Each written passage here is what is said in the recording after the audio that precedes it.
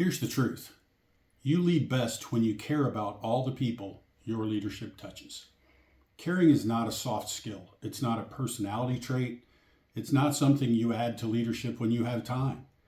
Caring is a 360-degree leadership posture. It shapes how you see people, how you make decisions, and how you show up in every direction of your leadership. Hey leaders, I'm Jeff, founder of CoreC Leadership and your guide on this identity-first, truly inside-out journey. I help leaders grow with more clarity, more purpose, and hopefully a little less strain. If leadership has ever felt heavier than it should, you're not alone. Let's get into it. And leadership formation doesn't happen on the sidelines. It happens in the arena. Teddy Roosevelt's "man in the arena" quote captures this truth.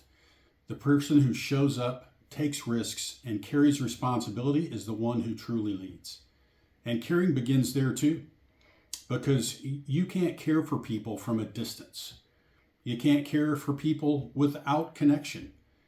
You can't care for people you won't enter the arena with or enter the arena for. And that's not just true for the people you lead. It's true for everyone your leadership touches. I've had seasons where caring meant standing with my team in hard moments, like shutting down an internet startup and telling the team their last paycheck was coming that Friday. Before I walked into that room, a mentor said something I'll never forget.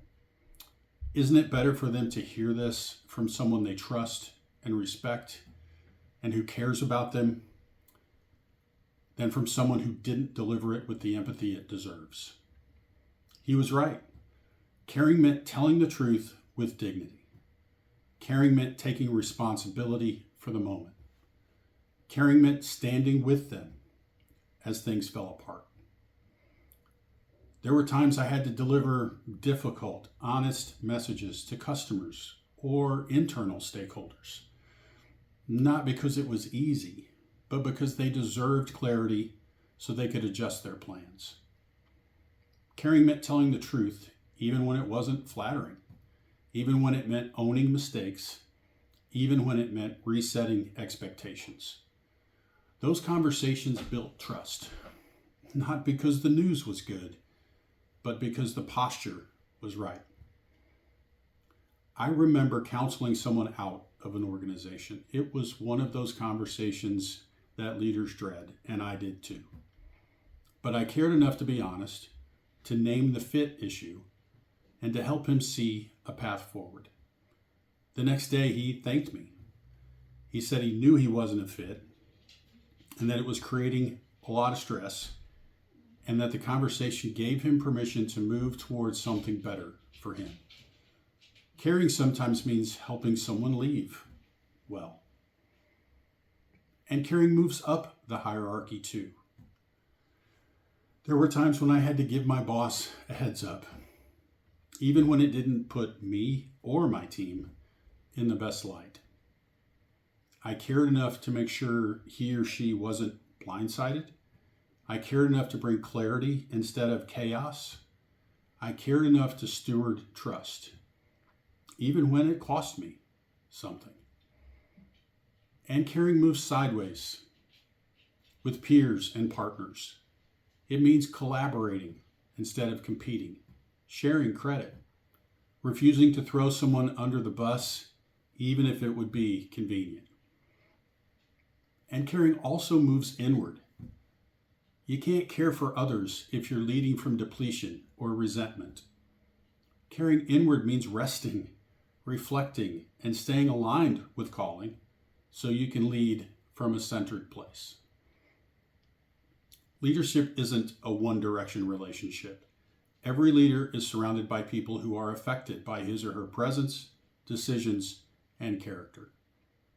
Caring is the first outward expression of your calling, the way your identity shows up in real relationships. Here's what 360-degree caring looks like in real leadership. When you care down the hierarchy for the people you lead, you create safety. You tell the truth. You hold standards. You help people thrive. You err on the side of transparency. When you care up the hierarchy for the people you report to, you bring clarity instead of chaos. You communicate proactively. You don't make your leader guess where things stand. You speak truth with courage. You steward trust. When you care sideways with peers and partners, you collaborate instead of competing. You share credit. You build bridges instead of silos. When you care outward for stakeholders, customers, volunteers, or board members, you honor commitments.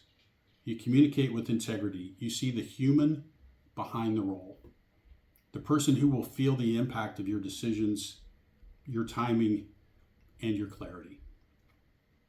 And when you care inward for yourself, you lead from a centered place. You rest. You reflect. You stay aligned with your calling so you don't lead from depletion. You can't selectively care. If you care in one direction but not another, people feel the inconsistency. Caring is only credible when it's 360 degrees. Caring isn't just a posture, though. Caring is a responsibility. These are things only the leader can carry. And caring is what gives you the courage to carry them. Responsibility without caring becomes control. Caring without responsibility becomes empty sentiment. Leadership requires both. Here's what caring requires of a leader. It means carrying the truth, not the polished version, not the comfortable version, but the real one. It means carrying the weight of decisions, making choices that affect people, and owning the impact. It means carrying clarity, communicating early, clearly, and consistency so people don't have to guess where things stand. It means carrying the relationship, investing in trust even when it's awkward or costly. It means carrying yourself well because your presence, your tone, and your steadiness matter. It means carrying what only you can carry and delegating the rest. Delegation is caring. You delegate because you believe in people. You delegate because you want them to grow. You delegate because leadership isn't about doing everything. It's about doing the things only you can do from your seat. Here's a simple reflection to try today. Who needs your care right now? Not your expertise, not your efficiency, not your answers, your care. And here's a second question. What does caring look like for them, not for me? Because caring isn't about what's comfortable for the leader. It's about what's meaningful for the person you're leading, partnering with, or reporting to. Caring doesn't make you weak. Caring makes you trustworthy. And trust is the foundation of every healthy team, every healthy culture, and every healthy leader.